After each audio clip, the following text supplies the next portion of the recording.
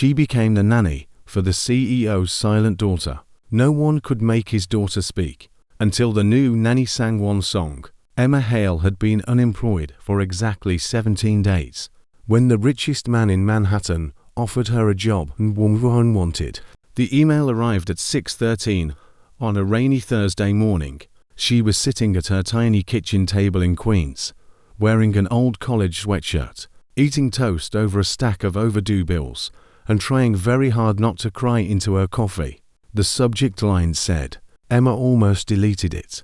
Private childcare positions in Manhattan usually meant spoiled children, impossible parents, and house managers who said words like family environment, while handing you a 10-page non-disclosure agreement. But rent was due. Her preschool had closed 2 weeks earlier after a board scandal. Emma had defended a child against a donor's wife. The donor had threatened the school, and the director had decided that Emma's strong emotional boundaries were bad for business. Strong emotional boundaries. That was what they called refusing to let a 4-year-old be humiliated in front of her classroom. So Emma opened the email. The offer was from Whitmore House. That name made her stop chewing. Everyone in New York knew Whitmore. Whitmore Industries owned hotels, hospitals, shipping lines, and half the glass towers on the river. Its CEO, Alexander Whitmore, was on magazine covers, business panels, and lists of men described as brilliant by people who were usually afraid of them. He was 36, a widower, a billionaire, cold enough, according to the tabloids, to fire a board member during his own wife's memorial gala. Emma knew the wife's story too. Sophia Whitmore had died 11 months ago in a car accident on the FDR Drive. Rain, brake failure, impact. That was the official version. Their daughter, Lily, survived, 6 years old, only child. The tabloids said she had not spoken since. Emma read the email again, then a third time. The salary was obscene. The benefits were better than the preschool director's entire operating budget. The final line read, Mr. Whitmore requires discretion, patience, and emotional stability. Emma stared at the words, then laughed once, a dry little sound. Good luck finding that in this city, she muttered. By noon, she was standing inside the lobby of Whitmore Tower, trying not to look impressed. The building was all black marble, brushed steel, and silent money. Security guards watched every movement. A woman at the front desk took Emma's ID, photographed it, scanned it, and handed her a visitor badge with no smile. The elevator rose to the penthouse without stopping. When the doors opened, Emma stepped into a private residence that looked more like a museum than a home. Floor-to-ceiling windows overlooked the city. White orchids lined a table long enough for a royal dinner.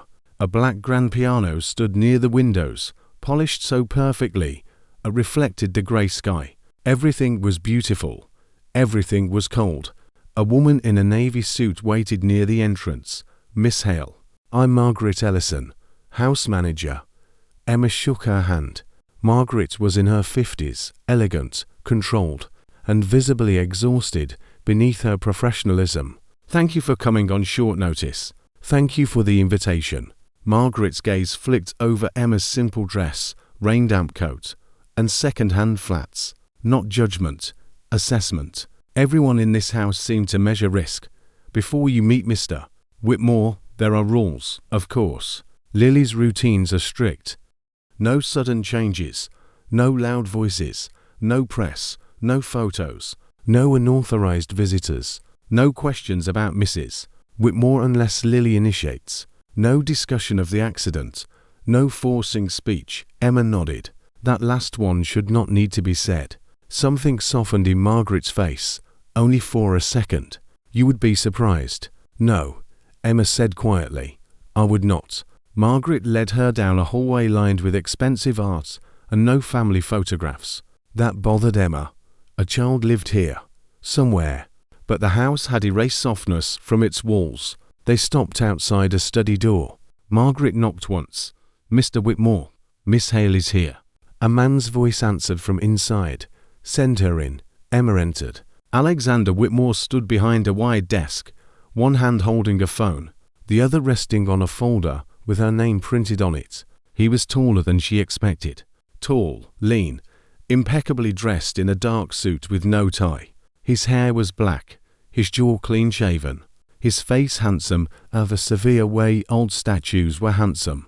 Before anyone decided beauty should include warmth, his eyes were grey, sharp, tired.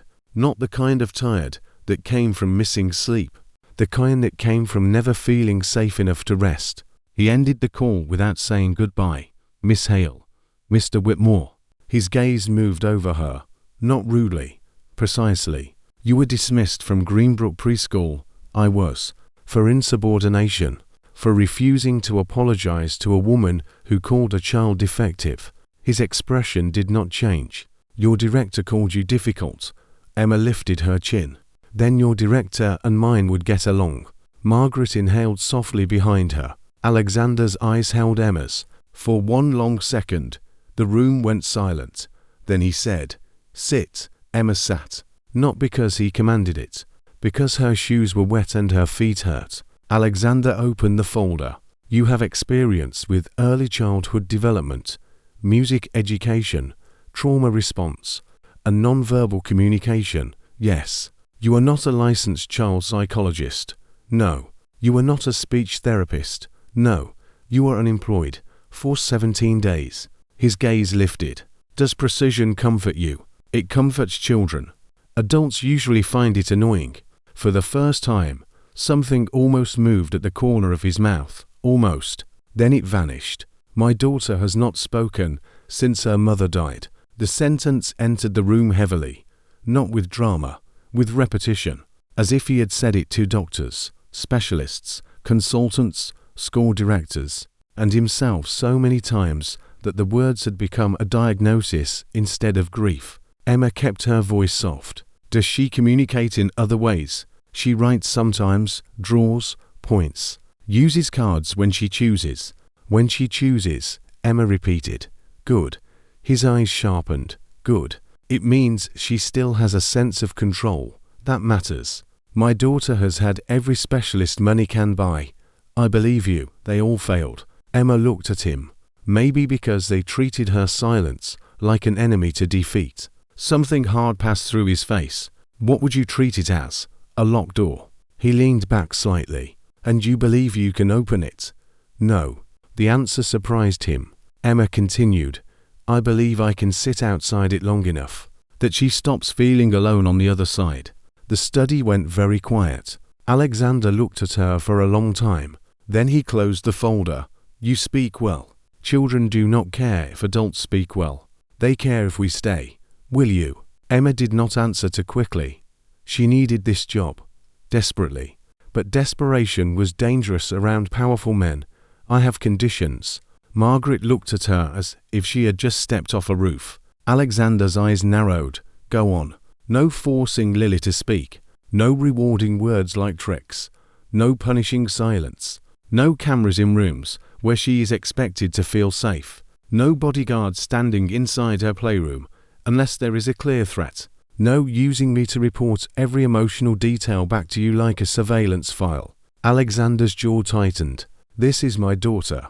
Yes, Emma said. Not your company. The words landed like a slap. Margaret looked at the floor. Alexander did not move. Emma's heartbeat kicked against her ribs, but she held his gaze. I know you want to protect her, she said. But if every room feels guarded, she may never know where she is allowed to fall apart. For a moment, anger crossed his face.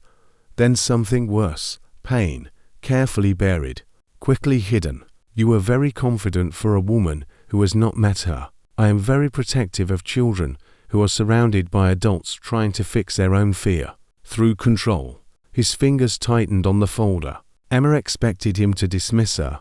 Instead, he stood. Meet her. Lily Whitmore was hiding under the grand piano. Not badly. She could have hidden behind the curtains or inside the window nook or beneath the long, white sofa. But she chose the piano. That told Emma something. Children hid where they wanted to be found by the right person. Lily sat cross-legged beneath the instrument, wearing grey leggings, a cream sweater, and pink socks with tiny yellow ducks. Her dark brown hair fell around her face. In her lap was a stuffed rabbit with one missing ear. She did not look at Emma. She looked at the floor. Alexander stood several feet away, rigid with helplessness disguised as authority. "Lily," he said. "This is Miss Hale." Lily did not move. Emma glanced at him. "May I sit?"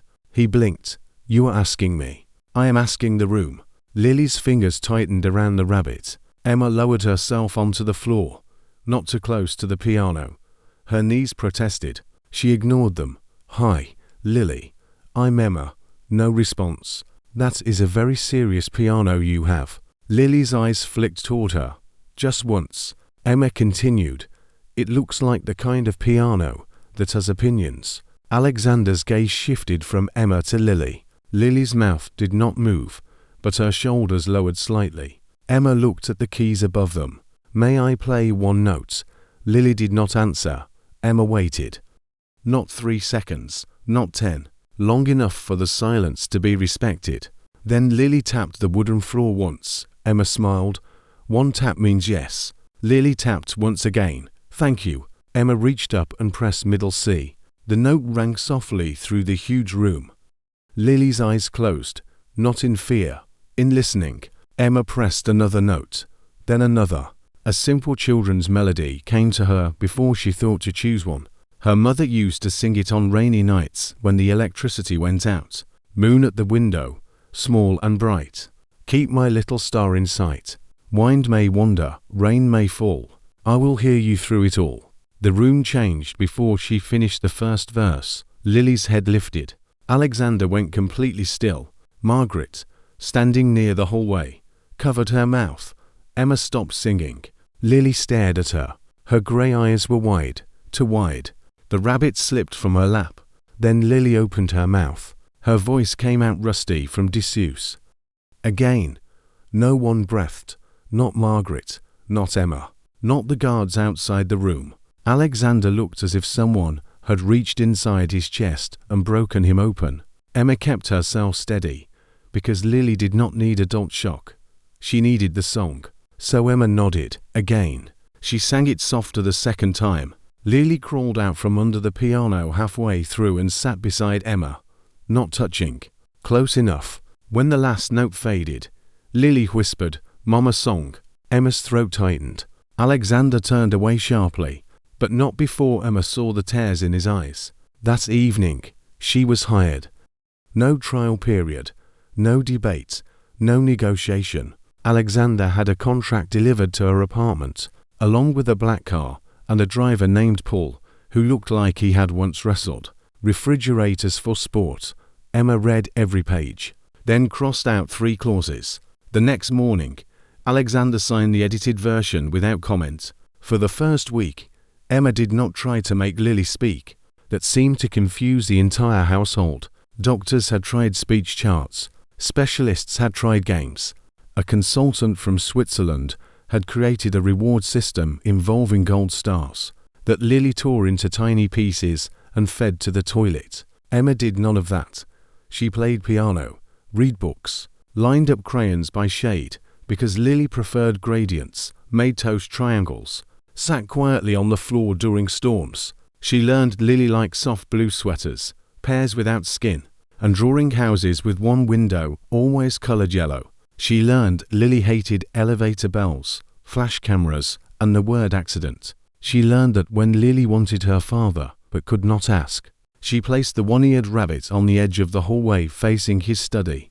The first time Emma saw it, Alexander walked past without noticing. Emma stopped him. "Mr. Whitmore," he turned. She pointed to the rabbit. He stared at it. Then at Lily's half-open bedroom door.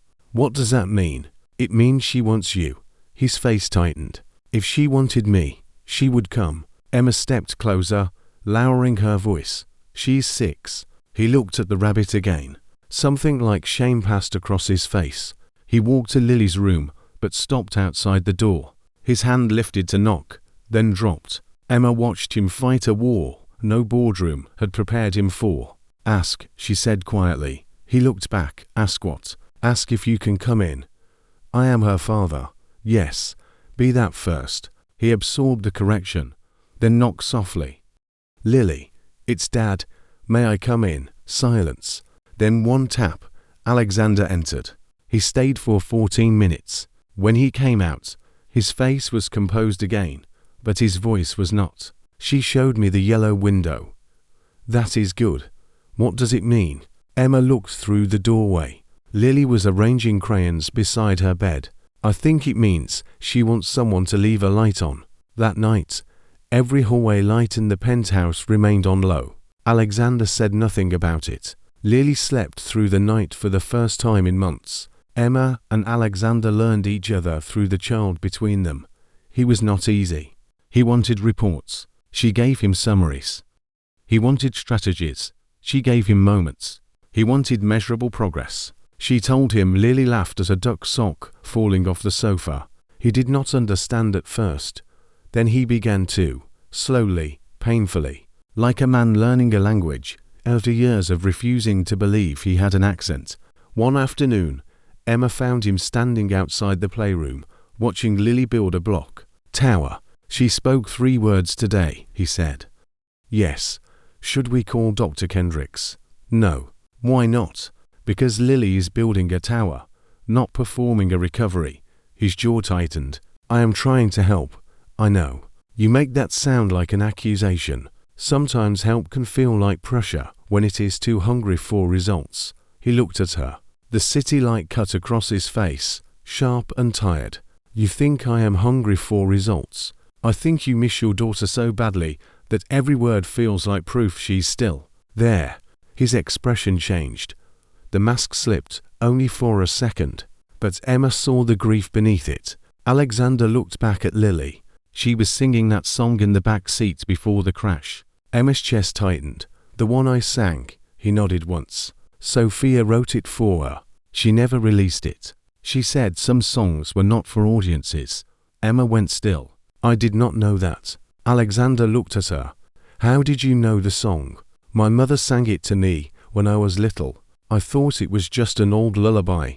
His eyes sharpened. "That song was never published." A silence opened between them, not hostile. Uneasy, Emma swallowed. "Then maybe your wife learned it from someone else, maybe." But he did not sound convinced. That night, Emma called her mother. The call went to voicemail because her mother had been gone for 3 years. Emma still had the old number saved. She sat on her bed in the staff suite, phone in hand, feeling foolish and unsettled. Her mother, Claire Hale, had worked as a nurse before Emma was born. She sang constantly. Old songs, borrowed songs, songs she said she picked up from patients, church basements, bus stops, unbroken radios. Had she known Sophia Whitmore? Emma had no idea. The thought sat quietly in her mind. A little key with no lock yet. The first kiss almost happened during a thunderstorm. Lily woke screaming without sound. No voice, just wide eyes, shaking body, hands pressed over her ears. Emma reached her room first. Alexander arrived seconds later, barefoot, hair disheveled, panic barely hidden. Lightning flashed through the windows. Lily curled beneath the blanket, breathing too fast. Emma sat on the floor beside the bed. "Lily, it's Emma. No talking, just listening. We are in your room. The storm is outside. Your rabbit is here. Your dad is here." Alexander moved closer. Emma lifted a hand. Slow, he stopped. His voice was rough. "Lily, it's Dad. May I sit?" A pause. Then the blanket shifted. One small hand emerged, not toward Emma, toward him. Alexander looked at it as if it were a miracle and a wound. He sat on the floor and carefully placed his hand near hers. Lily touched 2 of his fingers. He froze. Emma's voice softened. "Breathe with her." He did. Awkwardly at first, then better. Thunder rolled. Emma began to sing. Moon at the window, small and bright. Keep my little star in sight. Lily's grip tightened on Alexander's fingers. His face broke then, not dramatically, quietly. A tear slid down before he could stop it. Emma looked away to give him privacy. He noticed. Of course he did. Later, after Lily slept, Alexander found Emma in the kitchen, making tea she did not want. "Thank you," he said. You do not have to thank me every time your daughter needs care. Yes, he said, I do. She turned. He stood in the kitchen doorway in a black t-shirt and pajama pants, stripped of every CEO layer. He looked younger, more dangerous too, but differently, not because of power, because of vulnerability. Emma's hand tightened around the mug. You did well tonight. He laughed once, quiet, disbelieving. I sat on the floor and breathed badly. You stayed. His eyes met hers. Something moved between them then. Not the child, not grief. Something warmer and more frightening. Alexander stepped closer. Emma should have stepped back. She did not. He stopped in front of her, close enough that she could smell rain and see the soap on his skin. His voice lowered. I do not know how to do this. Being human in my own house. Her heart softened before she could guard it. That is not a thing you master in one night. No. How long does it take? Usually a lifetime. That seems inefficient. Despite herself, she smiled. He saw it. His gaze dropped to her mouth. The kitchen went silent. Emma's breath caught. Alexander lifted one hand slowly, stopping before he touched her cheek. A question without words. She should have said no. He was her employer. A widower, a father in pain, a man surrounded by secrets. Instead, she whispered, not tonight. His hand lowered immediately. No anger, no pressure, only a quiet nod. Not tonight, he repeated. But he did not move away at once, and Emma did not ask him to. The first threat came 2 days later. A white envelope appeared inside Emma's bag. No stamp, no name. Inside was a photograph of Lily at the park with Emma, taken from a distance. On the back, someone had written, "Stop digging into dead women's songs." Emma's hands went cold. She took it to Alexander. He read the note once, then again. By the time he looked up, the CEO was gone. In his place stood something older, a man ready to burn the world down, to find who had touched his child's shadow. Who had access to your bag? He asked. House staff, security, anyone during pickup. I will replace the whole team. No. His eyes snapped to hers. No. You will question them. Quietly. You will not punish innocent people because you are scared. This is a threat against my daughter. Yes. So think like a father, not a king. His jaw tightened. The old Alexander would have hated that. This one looked wounded because he knew she was right. He turned toward the window. I failed Sophia, he said. Emma went still. The words came from somewhere deep. No, you do not know that. I know grief lies. His hand closed around the note. The car had passed inspection. The driver had been with us for 8 years. The route changed at the last minute. Sophia called me twice before the crash, and I was in a board meeting. I declined both calls. Emma's throat tightened. He continued, voice flat. By the time I called back, my wife was dead and my daughter was silent. Emma stepped closer, not touching, only near.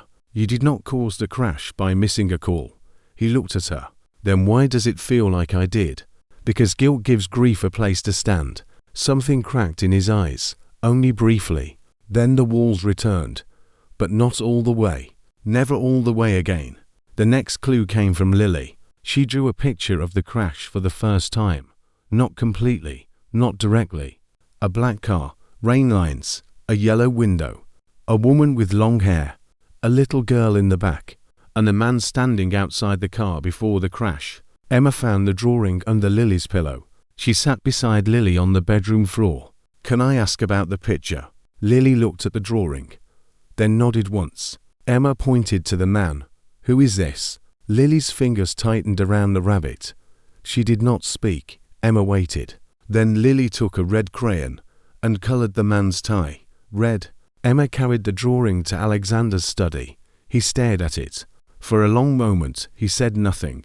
Then his face went pale. My brother wears red ties. Your brother, Julian. Emma remembered the name from business articles. Julian Whitmore, older half-brother, board member, public philanthropist, private rival, according to every business gossip site in New York. Alexander's voice lowered. He told me he arrived at the hospital after the crash. Emma looked at the drawing. Lily says he was there before. Alexander's hand tightened on the desk. She did not say no, Emma said. She showed. Alexander looked at her. That distinction mattered. He called his head of security. Then he called no one else. For the first time, he did not react with a wall. He reacted with a plan. Quietly, carefully, for Lily, for Sophia, for truth. Julian Whitmore came to dinner that Friday. Emma was not supposed to attend, so naturally, Lily asked for her. The dining room was a long glass box overlooking Central Park. Rain streaked the windows. The city lights blurred below. Julian arrived wearing a navy suit and a red tie. Emma felt the room tighten when Lily saw it. Lily's hand found Emma's sleeve. Julian smiled broadly. Little Lily, look how big you are. Lily stared at the table. Alexander's voice was calm. Do not crowd her. Julian lifted both hands. Still protective. I understand. After everything. The words were sympathetic, almost perfect. Emma disliked him instantly. He looked at her. And this must be the famous Nanny, Emma Hale. Ah, the woman who made Lily speak. Emma kept her voice even. Lily speaks when she chooses. Julian smiled. Of course. He said it like a man tolerating a slogan. During dinner, Julian asked too many soft questions. Was Lily sleeping? Was Emma staying full-time? Had Alexander considered residential treatment? That last one made Alexander set his fork down. No, Julian sighed. Alex, I only mean that Lily may need more than a nanny and a song. Trauma can be complicated. Emma looked at him. So can adults who discuss children, as if they are not in the room. Julian's smile froze. Alexander almost looked at her. Almost. Lily's fingers curled into Emma's sleeve. Julian leaned back. Forgive me. I did not mean to offend. Yes, Emma said. You did. The silence became sharp. Julian's eyes cooled. For 1 second, the mask slipped. Emma saw the contempt beneath. Then he smiled again. Dangerous men always thought smiling made their teeth less visible. After dinner, Lily placed 3 blocks on the playroom floor. Black, red, silver. Emma sat near her. What are these? Lily looked toward the hallway where Julian had gone. Then she whispered, bad song. Emma's heart stopped. What bad song? Lily pressed the red block against the black one. Break song.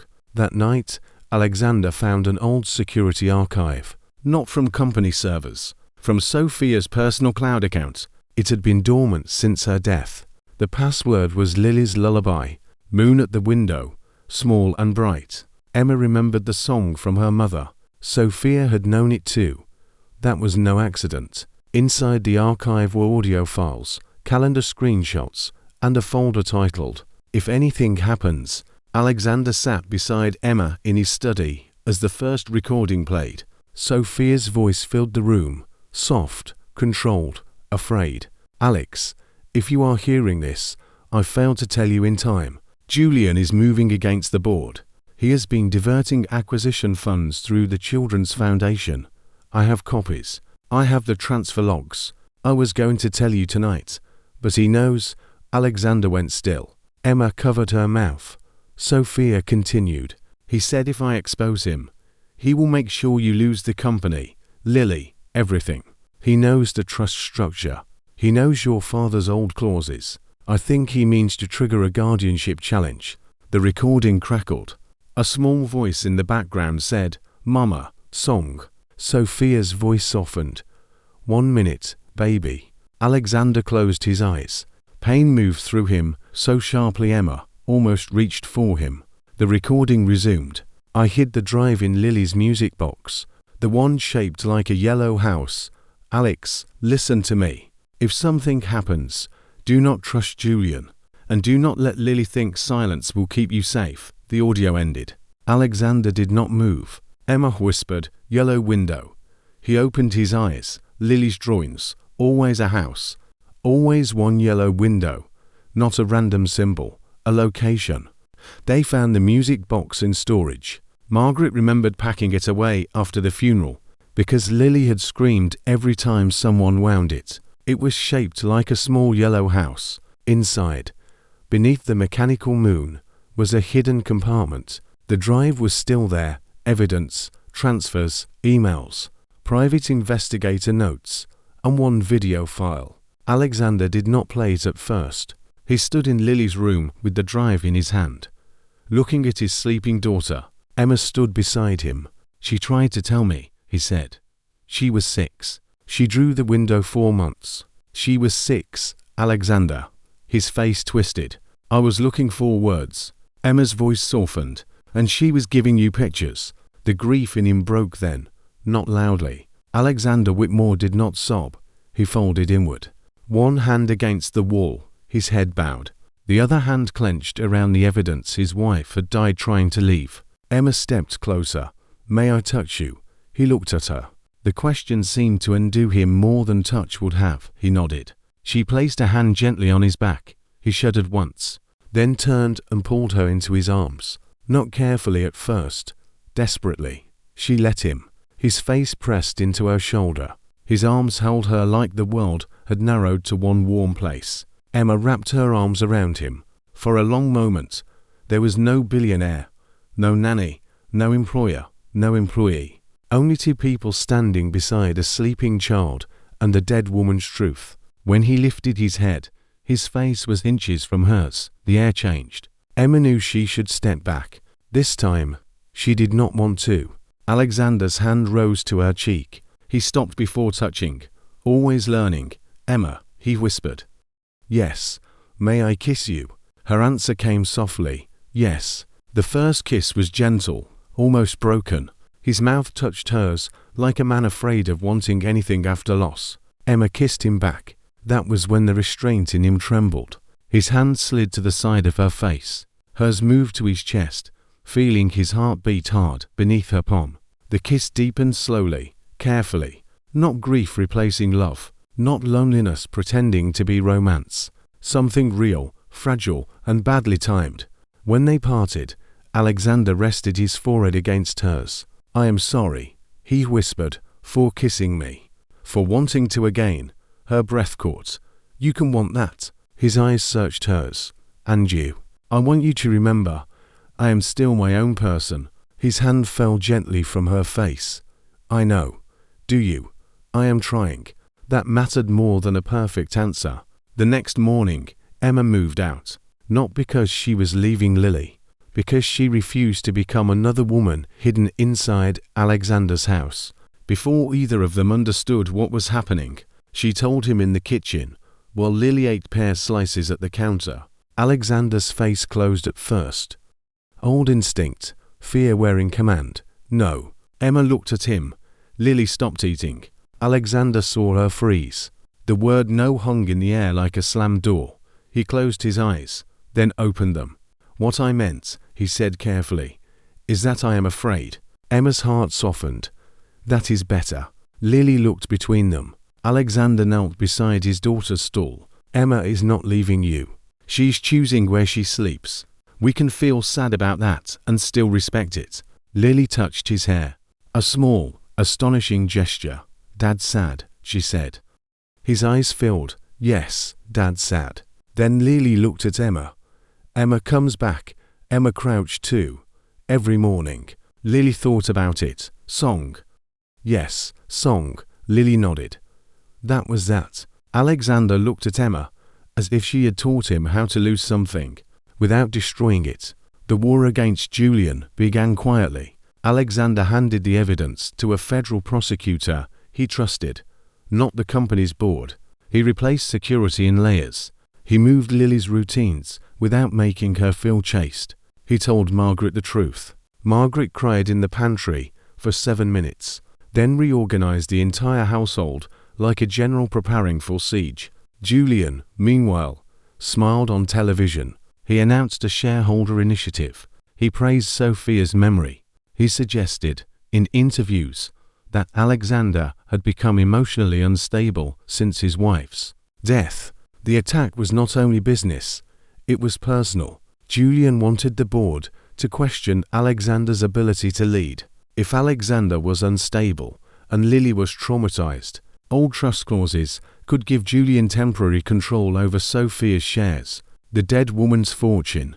the child's inheritance, the company, everything. The climax came at the Whitmore Foundation Gala. Alexander did not want to attend. Emma told him he had to. "You cannot let Julian own Sophia's memory in public." He looked at her. "You sound like a strategist. I taught preschool. Try managing 20 toddlers with glitter glue and conflicting nap needs." For the first time in days, he smiled. At the gala, Lily wore a pale yellow dress because she chose it herself. Emma wore navy. Alexander wore black. Julian wore a red tie. The ballroom glittered with donors, cameras, board members, and people who loved charitable causes more when they came with champagne. A children's choir sang first. Then a video tribute to Sophia began on the screen. Photos of her smiling, holding Lily, standing beside Alexander. The room softened. Then the tribute changed. Not to the official version. To a video no one expected. Sophia appeared on screen, seated at her home office, pale but steady. The room froze. Alexander had not arranged this. Emma knew immediately. Julian had found something, or thought he had. Sophia's voice filled the ballroom. "If you are watching this, then someone has tried to use my death to control my daughter's future." A murmur spread. Julian went white. Alexander turned sharply toward the projection booth. Emma reached for Lily's hand. Lily was shaking, but she did not hide. Sophia continued. "Julian Whitmore has been stealing from the foundation. I have evidence. He threatened me. He threatened my family. If I die, investigate him." The video cut suddenly. The screen went black. Chaos exploded. Julian stepped forward, voice shaking with manufactured outrage. "This is a deepfake. This is a grieving man's breakdown." Cameras turned. Board members whispered. Alexander stood completely still. Emma saw the trap. Julian wanted him to rage, wanted him to look unstable in front of everyone. Lily's hand tightened in Emma's. Then Lily let go. She walked toward the stage. Emma's heart stopped. Alexander moved, but Emma caught his arm. "Wait." Every instinct in him fought her, but he waited. Lily climbed the small stage steps. The room slowly quieted, because no one knew what to do. When a silent child took the microphone, Lily held it with both hands. For a moment, nothing happened. Then she looked at Julian. "Red time and hurt mama." The ballroom died. Julian's face changed. "Not much, enough." Lily continued, voice small but clear. He said, "Be quiet, or Dad goes away too." Alexander looked as if he had been shot. Emma's eyes filled. Lily turned toward the crowd. "Mama put song in Yellow House." Then she began to sing. "Moon at the window, small and bright.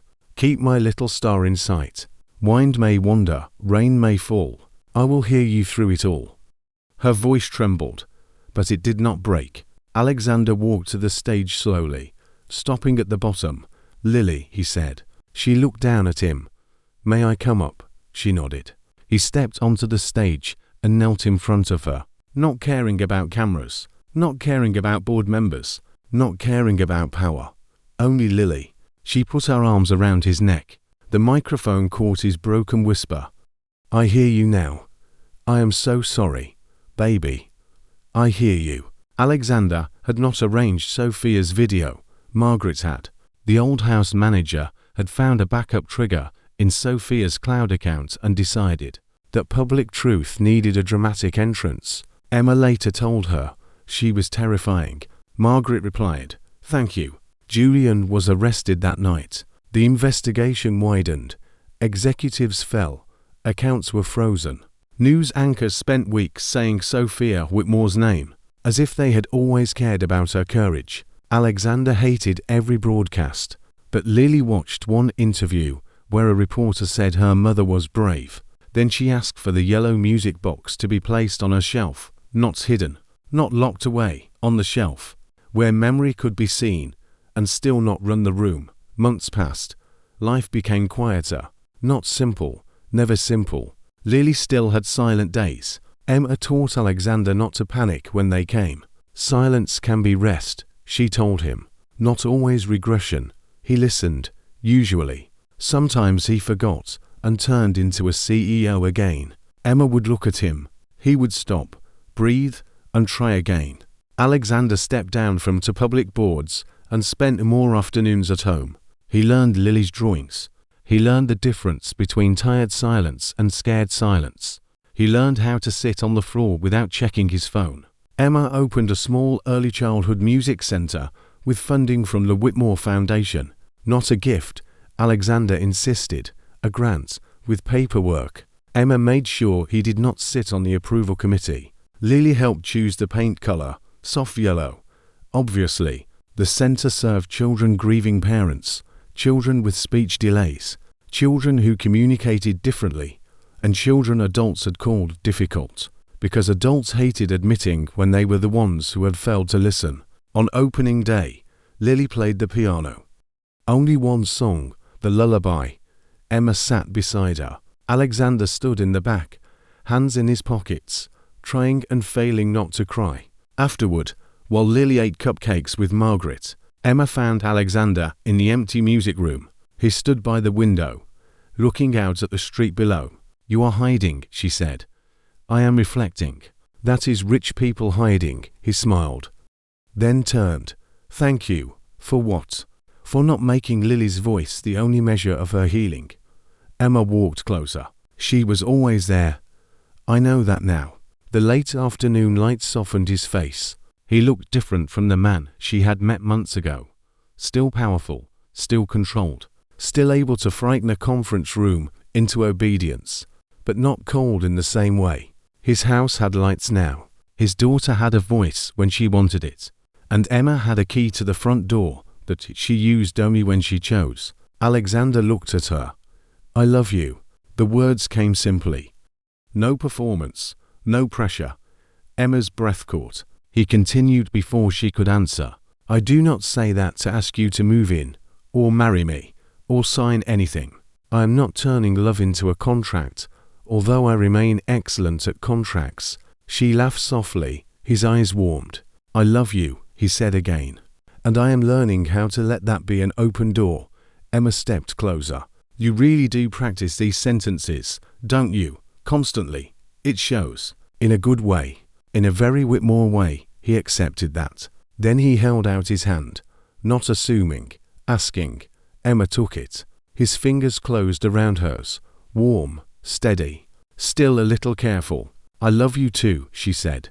The relief in his face was almost too much to look at. He lifted her hand and kissed her knuckles, then her wrist. Then he looked at her. "May I kiss you?" Emma smiled. "You may." This kiss was different from the first, not grief-struck, not stolen in the shadow of a secret. It was slow, certain, and full of everything they had chosen carefully. His hand slid to her waist. Hers rested against his chest. He kissed her like a man who had learned that love was not ownership, not protection through control, not a locked room with expensive walls. Love was staying, listening, opening the door, and trusting someone to come back. When they parted, Lily stood in the doorway holding a cupcake. She studied them seriously. "Dad happy," she said. Alexander turned, still holding Emma's hand. "Yes." Lily looked at Emma. "Emma happy?" Emma smiled. "Yes." Lily nodded as if approving the emotional structure of the room. Then she held out the cupcake. "Dad can have half." Alexander placed a hand over his heart. "Only half," Lily considered. "Small half." Emma laughed. Alexander looked at his daughter, then at Emma. And for the first time in nearly a year, home did not feel like a place he was guarding from loss. It felt like a place where life had returned carefully. One song, one drawing, one open door at a time. And sometimes, late at night, when the city glittered beyond the penthouse windows, Lily would ask for the lullaby. Emma would play. Alexander would sit on the floor beside his daughter. Close enough to be chosen, not close enough to crowd. Lily would lean against him when she wanted, or not, both were allowed. And when the song ended, there was no applause, no pressure, only quiet. The kind of quiet that no longer meant fear. The kind of quiet that meant everyone in the room as they were safe enough to stay.